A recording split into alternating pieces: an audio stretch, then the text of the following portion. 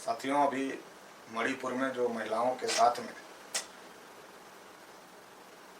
जिस प्रकार की घटना हुई है उससे पूरा देश शर्मसार है। और ये संविधान का बहुत बड़ा अपमान है कि देश में आज़ादी को भी 75 साल हो गए हैं।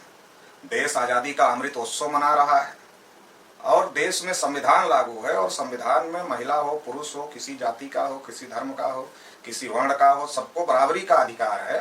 संविधान की दृष्टि में सभी लोग समान हैं। लेकिन जिस प्रकार से ब्राह्मणवादी मानसिकता के लोग सत्ता और व्यवस्था में बैठे हुए हैं और ब्राह्मणवादी लोगों ने जो हजारों साल से महिलाओं के प्रति जिस प्रकार का माइंड लोगों का तैयार करके रखा हुआ है, जिस प्रकार की मानसिकता लोगों की तैयार करके रखी हुई है, उसका ये नतीजा है कि इतनी बड़ी घटना देश में हुई जिससे पूरी दुनिया में देश को शर्मसार होना पड़ रहा है। तो ये जो इतनी बड़ी घिनौनी हरकत जिन लोगों ने किया है उनको फांसी की सजा दिया जाए।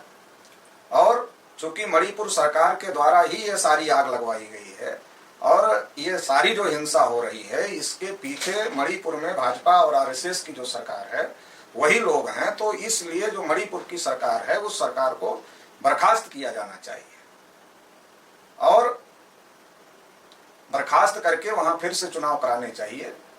चूंकि देश में इतनी बड़ी घटना और इतनी बड़ी घटना होने के बावजूद भी देश में जो मेन स्ट्रीम मीडिया है वो मेन स्ट्रीम मीडिया के द्वारा इसको बहुत लंबे समय तक इसको छुपाया गया, इसको दबा करके रखा गया।